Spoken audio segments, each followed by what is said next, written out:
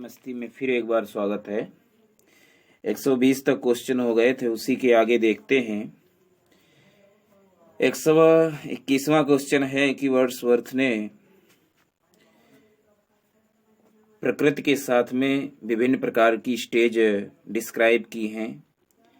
कौन सी स्टेज में वह यह कहता है the still sad music of humanity, मतलब बहुत सी स्टेज, विभिन्न प्रकार की स्टेज प्रकृति के साथ में स्थापित की, लेकिन this still sad music of humanity ये फाइनल स्टेज में उन्होंने स्थापित की है। और ये जो है the still sad music of humanity, ये टिंटर्न अवे की लाइन है 1798 में लिरिकल बैलेड में जो आई थी। तो ये the still sad music of humanity ये फाइनल स्टेज के बारे में।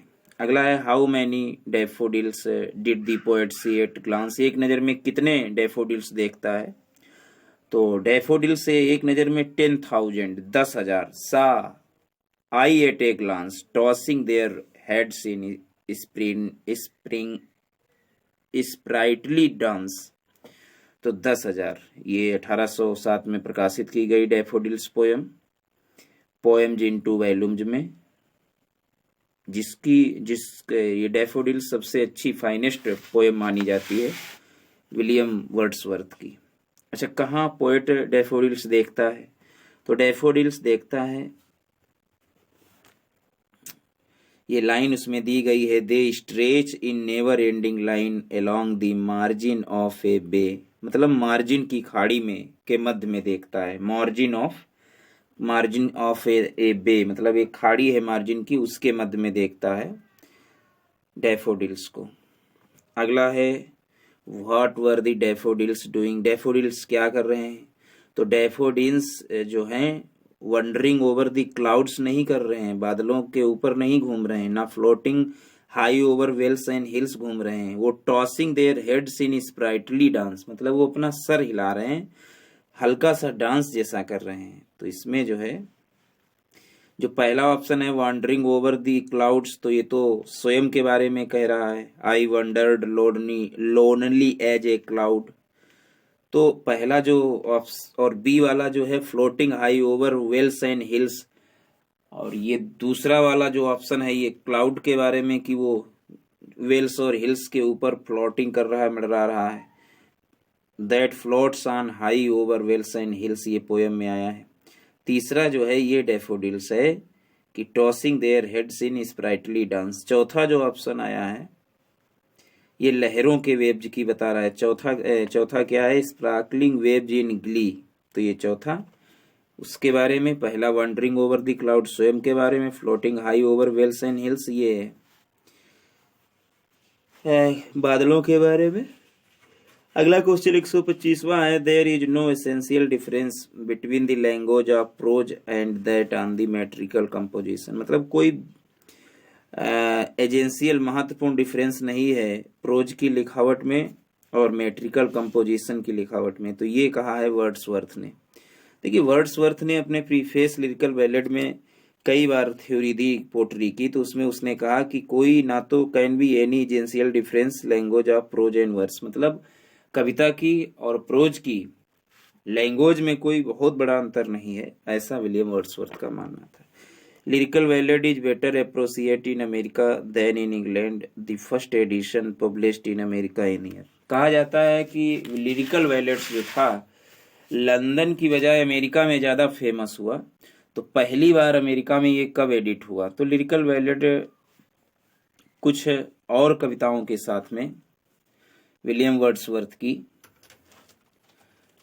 और सैमुअल कॉलरिज की जो 1798 में प्रकाशित हुआ था, उनसे भी कुछ और कविताएं लेकर ये प्रकाशित हुआ। रोमांटिक मोमेंट की शुरुआत हुई, तो ये 1798 में प्रकाशित हुआ, जो अमेरिका में भी बड़ा फेमस हुआ। अगला क्वेश्चन है 126वां 126वां क्वेश्चन ये हो गया। 127वां क्वेश्चन है कि वर्ड्सवर्थ ल्यूरेटेड कब बने? तो साउथे की मृत्यु के बाद 1843 में वर्ड्सवर्थ जो है पोएट ल्यूरेट बने। पहले तो इन्होंने प्रारंभ में तो इन्होंने अस्वीकार कर दिया इस सम्मान को लेने से, या कहते हुए कि वो बहुत बूढ़े हैं, लेकिन बाद में प्राइम मिनिस्टर रॉबर्ट पील ने बहुत रिक्वेस्ट की, तब इन्होंने श्योर कर दिया, यानी स्वीकार कर लिया। और प्राइम मिनिस्टर रॉबर्ट पील ने कहा था कि you shall have nothing record of you, मुझसे तुम्हें कुछ नहीं चाहिए, तुमसे मुझे कुछ नहीं चाहिए, सिर्फ आप पद ग्रहण कर लो। तब जाके ये बन गए थे। और पोएट रहते हुए, मतलब पोएट लिवरेट रहते हुए, इन्होंने कोई भी कविता नहीं लिखी है, ऑफिशियल वर्सेस नहीं लिखी है। 128वां क्वेश्चन है, nature never did betray the heart that loved her, मतलब प्रकृति कभी भी किसी को धोखा नहीं, उस हृदय को धोखा नहीं देती है जो इससे लव्ड करता है, प्रकृति से जो प्रेम करता है उस हृदय को धोखा नहीं देती है प्रकृति। तो ये लाइन टिन अवे की है, विलियम वर्ड्सवर्थ की। और यहाँ जो है विलियम वर्ड्सवर्थ जो हैं ये कहना चाहते हैं, अपनी बहन से कहना चाहते हैं कि प्रकृति की संगत में रहो, और प्रकृति एक सच्चा मित्र है और प्रत्येक हृदय को गाइड करता है और कभी भी वो धोखा नहीं देता है। तो यहाँ पे विलियम वर्ड्सवर्थ का जो फिलॉसफी है नेचर के प्रति वो प्रकट होता है। नेक्स्ट क्वेश्चन 129वां, किसने विलियम वर्ड्सवर्थ को हाई प्रीस्ट ऑफ नेचर कहा है? तो थॉमस डी क्यूंसे ने वर्ड्सवर्थ को हाई प्रीस्ट ऑफ नेचर कहा है। लिरिकल बैलेड 1798 में प्रकाशित हुआ, जानते हो आप लोग। इसमें 4 कविताएं केवल कॉलरिज की और 19 कविताएं वर्ड्सवर्थ की, कुल टोटल। और इसमें एक फेमस वर्क था कॉलरिज का जिसका नाम था the rime of the ancient mariner, और यही एक बैलेड भी था, the rime of the ancient mariner. अगला है, who is known as the poet of the lakes, है कौन पोएट के लेक के तौर पर जाना जाता है? देखिए, वर्ड्सवर्थ लेक पोएट्स के नाम से जाने जाते हैं। लेक पोएट एक ग्रुप है इंग्लिश कवियों का जो रहते थे लेक डिस्ट्रिक्ट, इंग्लैंड का जो लेक डिस्ट्रिक्ट है वहाँ जो लोग रहे तो उनका एक ग्रुप बना दिया गया। और इसके 19वीं शताब्दी में जो लोग वहाँ रहे लेक डिस्ट्रिक्ट में, और ग्रुप के तौर पर वे ना तो कोई स्कूल उन्होंने फॉलो किया और ना ही किसी विचारधारा को, वे केवल नाम है, केवल uniformly described by the Edinburgh review and A considered part of the romantic.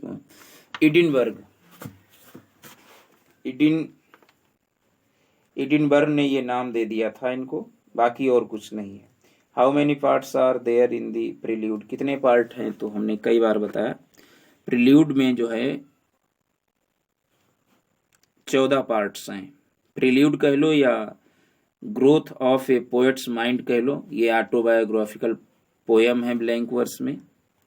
14 part है। पहला पार्ट है इंट्रोडक्शन, दूसरा पार्ट है स्कूल टाइम कंटिन्यूड, तीसरा पार्ट है रेसिडेंस एट कैम्ब्रिज, मतलब पहले इंट्रोडक्शन और फिर स्कूल टाइम, तीसरा पार्ट है जब इन्होंने कैम्ब्रिज में रहे, रेसिडेंस एट कैम्ब्रिज, चौथा पार्ट है समर वेकेशन, पांचवा है बुक्स, छठवां पार्ट है Cambridge and the Alps, Cambridge and the Alps, सातवां है रेसिडेंट इन लंदन, सातवां पार्ट है retrospect love of nature leading to love of man, ये आठवां पार्ट है। नवा पार्ट है रेसिडेंस इन फ्रांस, फ्रांस में निवास, 10वां पार्ट है रेसिडेंस इन फ्रांस कंटिन्यू, मतलब 10वां और 9वां एक ही पार्ट है, और 11वां भी रेसिडेंस इन फ्रांस, 9, 10, 11 ये पार्ट हैं, और 10वां 11वां कंटिन्यू, और 9वां जो है रेसिडेंस इन फ्रांस। 12वां है imagination and taste how impaired and restored, 13वां है imagination and taste how impaired and restored, और 14वां है कंक्लूजन। तो ये 14 पार्ट्स है। फिर एक बार देख लो, इंट्रोडक्शन, स्कूल टाइम, तीसरा रेसिडेंट्स एट कैम्ब्रिज, चौथा समर वेकेशन, पांचवा बुक्स, छठवां कैम्ब्रिज एंड दी आल्प्स, सातवां रेसिडेंस इन लंदन, आठवां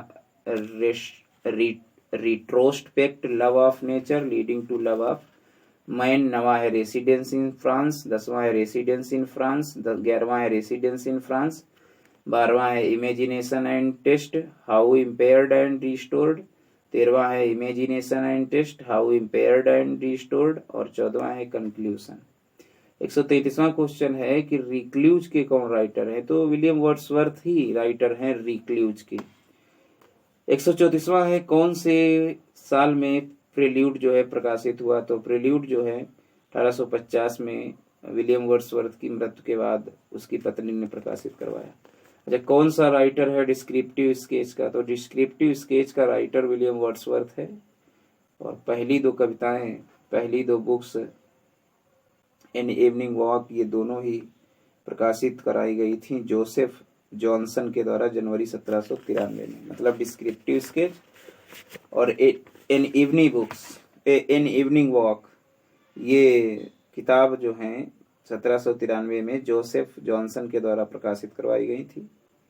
और ऐसा डिस्क्राइब किया जाता है वर्ड्सवर्थ के ऑब्जर्वेशन के बारे में, जब वो आल्प्स के पर्वतों पर टूर कर रहे थे, वॉकिंग कर रहे थे, तब एन इवनिंग वॉक के बारे में ये बताया गया है। जब आल्प्स के पर्वतों में वर्ड्सवर्थ निरीक्षण करते हुए वॉकिंग कर रहे थे, 1789 में उन्होंने आल्प्स पर्वत पर जब भ्रमण किया था, जब वो French celebrating the first anniversary of the fall of the Bastille, और फ्रांस जो है उस समय बेस्टिल को गिराने की फर्स्ट एनिवर्सरी मना रहा था, 1 साल हो गया था, तब जाके ये आल्प्स पर्वत पर घूम रहे थे, तो उसी का वर्णन किया गया है इस कविता में, एन इवनिंग वॉक और डिस्क्रिप्टिव स्केच में, और जोसेफ जॉनसन ने प्रकाशित कराई थी। अगला है question, one impulse from a vernal wood the above line has been quoted from. ये जो लाइन आई है one impulse from a vernal wood है, वन इम्पल्स वर्नल वुड से एक इम्पल्स आया है, तो ये विलियम वर्ड्सवर्थ की लाइन है और ये द टेबल्स टर्नेड से ली गई है, one impulse from vernal wood. 137वां, who has written Ruth. Ruth कविता किसने लिखी है, तो रूथ कविता जो है विलियम वर्ड्सवर्थ ने लिखी है। 138वां क्वेश्चन है कि वर्ड्सवर्थ ने अपने दृष्टिकोण को transmigration of the soul in his poem, अपनी कविताओं के आत्मा के ट्रांसमिग्रेशन के ऊपर अपने दृष्टिकोण दिए हैं, तो किस कविता में दिए हैं। देखिए, वर्ड्सवर्थ ने अपना दृष्टिकोण the transmigration of the soul in his poem, अपनी कविता के आत्मा के ट्रांसमिग्रेशन पर उन्होंने दृष्टिकोण दिए हैं। और ये जो लिखा है उन्होंने दृष्टिकोण दिया है ode on the intimation of immortality में इन्होंने दिया है। और ये odd on the intimations of immortality, ये कविता जो है 1804 में प्रकाशित की गई और कंप्लीट की गई 1804 में, और प्रकाशित की गई odd on the intimations of immortality, ये पोएम्स इन 2 वॉल्यूम्स 1807 में प्रकाशित की गई। कविता जो है 3 मोमेंट के बारे में बात करती है और 4 स्टेंजा, पहले जो 4 स्टेंजा हैं वो मृत्यु के बारे में, 3 मोमेंट के बारे में, पहले 4 स्टेंजा मृत्यु के बारे में, और द लॉस ऑफ यूथ, मतलब दूसरा लॉस ऑफ यूथ के बारे में बताता है, और तीसरा इनोसेंस, मतलब मृत्यु और जवानी का हानि, और इनोसेंस अज्ञानता के बारे में। द सेकेंड 4 स्टेंजा, मतलब पहले 4 स्टेंजा किसके किसके बारे में बताते हैं, मृत्यु के बारे में, लॉस ऑफ यूथ के बारे में और इनोसेंस के बारे में। और दूसरे जो 4 स्टेंजा हैं वो डिस्कस करते हैं डिवाइन के बारे में, यानी दैवी शक्ति के बारे में।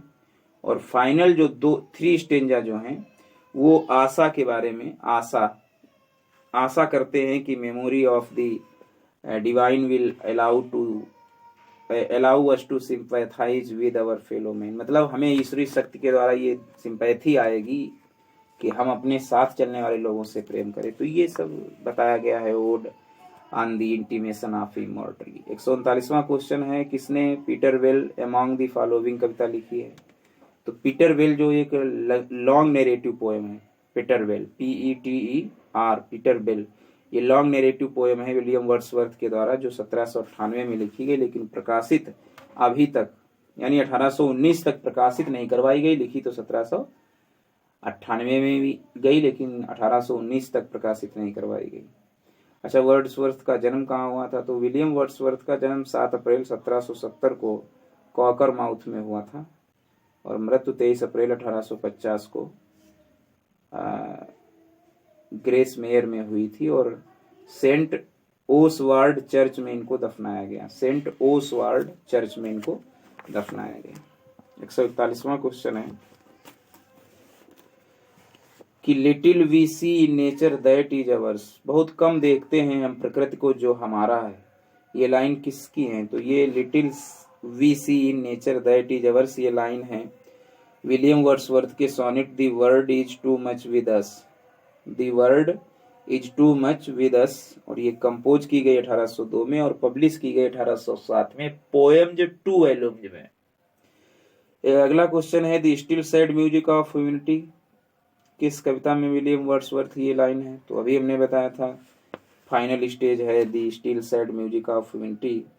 ये लाइन जो है lines retain a few meals above Tintern away 1798 कविता से है। ये पोएम जो है विलियम वर्ड्सवर्थ के पर्सनल हिस्ट्री की जड़ों से रिलेटेड है और ये पोएम जो है लिखी गई है tightly structure DKG लेबिक blank verse में है। डीकेजी लेबिक ब्लैंक वर्स में लिखी गई है और कंप्राइजेज किया गया है versus paragraphs rather than stanza, मतलब स्टेंजा की बजाय ये पैराग्राफ में है।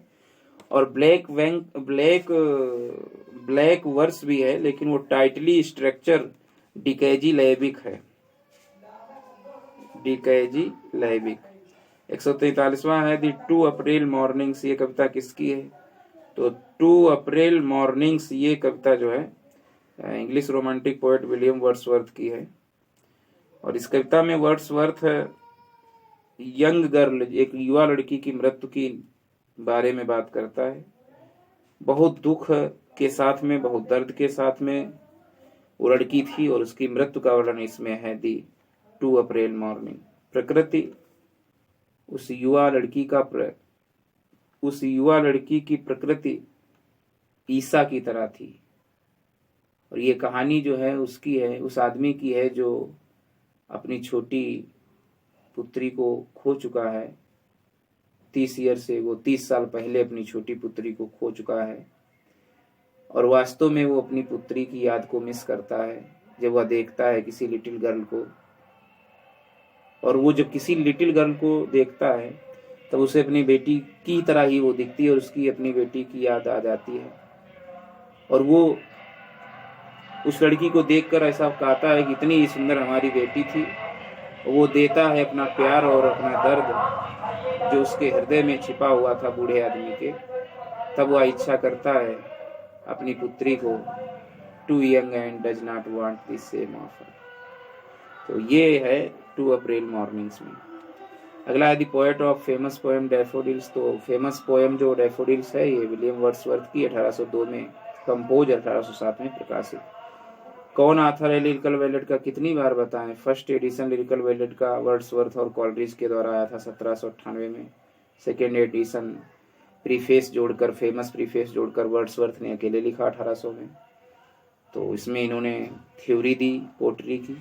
146वां क्वेश्चन है true commencement of Wordsworth poetic career was for, मतलब सच्चा अगर विलियम वर्ड्सवर्थ का पोएटिक कैरियर अगर देखा जाए सही माने कब से कब तक है, तो सच्चा true commencement of Wordsworth poetic career जो है 1797 से 1798 तक ही जोड़ा जाता है कॉलरिज के साथ में, तभी ये सच्चे commencement of his poetic career. 147वां क्वेश्चन है वर्ड्सवर्थ 50 साल तक कहाँ रहे? तो वर्ड्सवर्थ जो है अल्फॉक्सडेन में रहे कॉलरिज और डोरेथी के साथ में 50 साल तक। डोरेथी उनकी बहन थी और फ्रांस से लौटने के बाद और लिरिकल वेलेट के प्रकाशित होने के बाद में ये 50 साल तक एल्फॉक्सडेन में ही रहे। एल्फॉक्सडेन में रहे और फिर उन्हें भेज दिया गया स्कूल को। स्कूल कौन सा? हॉक सेड स्कूल था और वहाँ वो लगभग हाफ सेंचुरी तक रहे। Of his life in Cumberland at Rydal Mount in Lake District के राइडल माउंट पर क्यूम्बरलैंड में रहे ये 50, क्यूम्बरलैंड डेल्स मैन में। तो ये अल्फॉक्सडेन विलेजर्स में बहुत कम समय तक रहे कॉलरिज और डोरेथी के साथ में, लेकिन 50 साल तक रहे क्यूम्बरलैंड डेल्समैन के साथ मैन में, क्यूम्बरलैंड डेल्समैन। 148वां क्वेश्चन है, one of the following is not by Wordsworth.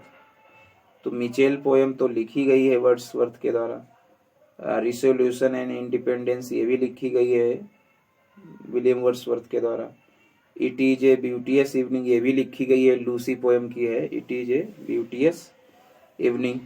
जो दी मे क्यून है ये नहीं लिखी गई है विलियम वर्ड्सवर्थ, जो मे क्यून मे रानी, तो ये वर्ड्सवर्थ के द्वारा नहीं लिखी गई है। जबकि मिचेल एक पोएम लिखी गई 1800 में, प्रकाशित भी करवाई गई और लिखी भी गई। रिसोल्यूशन और इंडिपेंडेंस ये चाहे लीच गिदरर कह लो, ये पोएम 1802 में लिखी गई और 1807 में प्रकाशित कराई गई। और इट इज ए ब्यूटियस इवनिंग ये एक सोनेट है जो 1802 में लिखा गया, 1807 में प्रकाशित कराया गया, बल्कि मे क्यून जो है इनके द्वारा नहीं। 149वां क्वेश्चन है, वर्ड्सवर्थ ज्ञात करता है कि वर्ष में build a princely throne on humble truth. मतलब कविता भी बिल्ड की जा सकती है, बनाई जा सकती है, प्रिंसली मतलब राजाओं की तरह बनाई जा सकती है, प्रिंसली थ्रोन बनाया जा सकता है कविता का भी, और वो भी हम्बल ट्रूथ पर, मतलब ज्यादा बढ़ा चला के नहीं, हम्बल कोमल सत्य पर कविता बना सकती है प्रिंसली थ्रोन। तो ये जो है वर्ड्सवर्थ लर्नड, ये सीखा है उन्होंने किससे? देखिए रॉबर्ट बर्न्स जो 1759 में पैदा हुई और 1796 में जिनकी मृत्यु हो गई, तो रॉबर्ट बर्न्स को प्लोमैन बर्न्स भी कहा जाता है। प्लोमैन बर्न्स इसलिए कहा जाता है क्योंकि वो गरीबों की बात करते थे और पोट्री में उन्होंने कॉमन लोगों की बात की है, इसीलिए वर्ड्सवर्थ लर्न याद करते हैं और कहते हैं रॉबर्ट बर्न्स को याद करते हुए कि कविता भी बना उनकी कविता को जो पढ़ते हैं तभी कहते हैं कि वर्ष में build a princely throne on humble truth, उन्हीं से कहते हैं। और वो आगे इसी के आधार पर मिचेल नामक कविता, द सॉल्टरी रेपर इत्यादि कविता लिखते हैं।